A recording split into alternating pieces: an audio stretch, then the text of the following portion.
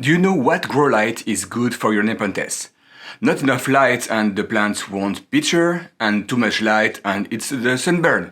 So today we'll talk about grow light. Hi, my name is Remy and I love Nepenthes. This video about light will be cut in 3 parts. The first part would be why you could need some grow light on your windowsill, what happened to your Nepenthes if it don't get enough light, and the last part will be my 2 favorite grow light that I use on the windowsill. We'll compare the 2 of them and I will show you the pros and cons of both. So let's start by the first part. Why you would need a grow light on your windowsill. First, maybe your windowsill is not fully south-facing windows, so there is only light on the morning or in the afternoon. And forget about the north-facing windows if you want to grow plants, because the sun will never enter this window. So if you want some plants there, you better have a good grow light. Maybe your windowsill is south-facing, but there is a big tree, there is a building, there is something, a roof, preventing the light from outside to enter. Maybe you have a lot of sun entering your house during summer and spring, but at fall or winter, when it gets really cloudy and snowy, maybe you want to add another source of light, because this lack of sunlight will impact the growth of your species. And finally, maybe you have some really demanding, light-demanding species or hybrids that really need a good amount of light to produce the picture. If you have that, maybe you will need to add an extra light, a grow light. For me, it's a little bit of both. When it gets cloudy, the Nepenthes don't get enough light, and some of my Nepenthes demands a good amount of light every day. So I prefer having this backup plan, having the grow light running, and even if it's not the greatest outside, I mean, it's fall, it will still be able to grow and produce all these good pictures. Here is my daughter's terrarium. She has a small gecko, crested gecko. This little creature is really fun, and it don't require a lot of light because that lives on the evening and the morning.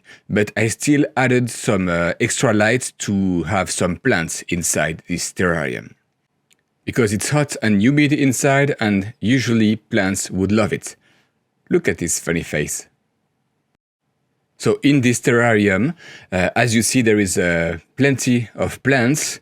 There is one light, like double bulb, plus 1, 2, 3, 4 stripe. But in this black box, you will have 2 big bulbs. Let's have a look. Here, you see the 2 bulbs? So that's plenty of light that should allow the plants to grow. And most of them will really enjoy it. Again, bright, warm, and humid. Everybody is happy there. So inside this terrarium, the temperature is, let me check, so 22 Celsius, so 72 Fahrenheit. But if we check the little Nepenthes I added at the bottom, it's really bright again, but the leaves are really green.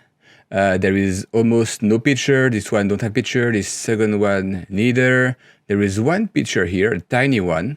But you can tell it's not really a big one, and even there is a little picture. But the plant is about 10 centimeters, so 4 inch, and this is the size of my finger.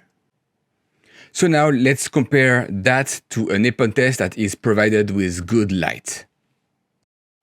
So that's the same plants from the same seed batch and the smallest plant. So they were the same size when I added that on the terrarium. So as you see, the color of the leaves is different. Even the size of the picture, there is nothing to compare here. That's a beautiful picture. The ratio between the leaves and the pictures are great. Even this one, it's almost the same size as the leaf, but look at the pictures. At least 3 times bigger. The color is great. Every single leaf has a picture on it. So as you see, good lights change everything.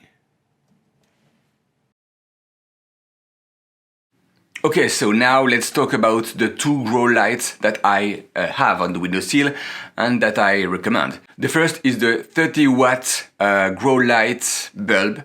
That's the classic Sansi that I use from the beginning. It's really powerful, but a narrow light beam. And the second one is the 60-watt octopus shape with the wings that are able to change angle. This one is a great softer light, but you cover more. Let's check some number now. So let's compare the 60 watt and the 30 watts with the data from Sansi, because they have proper PPFD, whatever that means, machine to test the power of the light.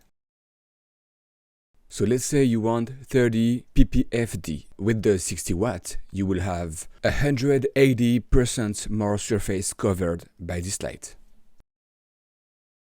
Now let's say that you only want 15 ppfd. With the 60 watt, you will have 260% more surface covered by this light. If you're like me, you test the power of the light with your smartphone with the lux meter. So let's do the test. We will start by the 60 watts. So widespread, and you see that it's really soft, but we don't lose a lot of power 1 foot away from the center. So now let's see with the 30 watt bulb. So immediately we see that 2 feet away the power is really strong, but if you move on the side for 1 single foot, then the power drastically drops. So really like a laser.